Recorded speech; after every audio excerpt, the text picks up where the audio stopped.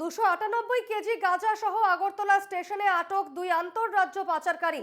বিহারে পাচার করা হচ্ছিল ওই গাঁজা। বাজেয়াপ্ত গাঁজার দাম 35,76,000 টাকা।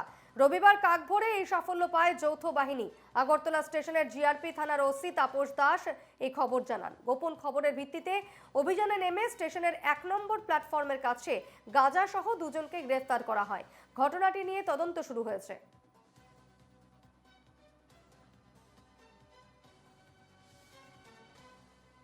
298 কেজি গাঁজা সহ আগরতলা স্টেশনে আটক দুই আন্তঃরাজ্য পাচারকারী।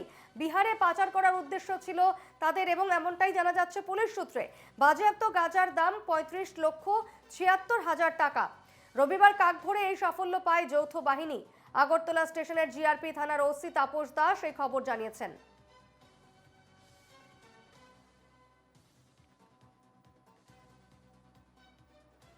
বিস্তারিত জানবো, আমাদের সঙ্গে এই মুহূর্তে রয়েছেন প্রতিনিধি সুদীপ নাথ। সুদীপ, আগরতলা স্টেশনে গাঁজা সহ দুই পাচারকারীকে গ্রেফতার করা হয়েছে। কোথায় পাচারের পরিকল্পনা ছিল বা কোথা থেকেই তারা এই গাঁজা নিয়ে যাচ্ছিল সে বিষয়ে কি জানা যাচ্ছে? পুলিশ কি জানাচ্ছে?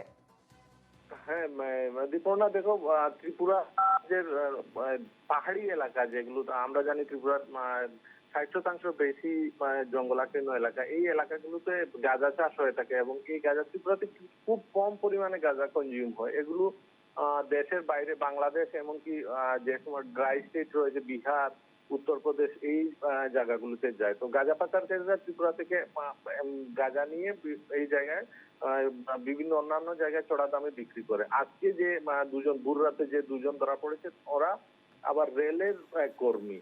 তো এই জন্য পুলিশ ওদেরকে রিমান্ডে আনতে চাইছে। রিমান্ডে এনে জানার চেষ্টা করছে যে এই গাঁজা পাচার চক্র রয়েছে, এই চক্রের সঙ্গে শুধু যে পাচারকারীরাই জড়িত এমন নয়, সরকারি কর্মচারী। আমরা জানি যে রেল একটা কেন্দ্রীয় সরকারের অধীনস্থ সংস্থা। এই সংস্থার কর্মীরাও এখন দেখা যাচ্ছে জড়িয়ে পড়েছে। তো এই জন্য পুলিশের ধারণা যে হয়তো ওদেরকে জিজ্ঞাসাবাদ করলে এই নেটওয়ার্কের আরো অধিক সংখ্যক লোককে আটক করা যাবে। দীপর্ণা, বেশ, ধন্যবাদ সুদীপ।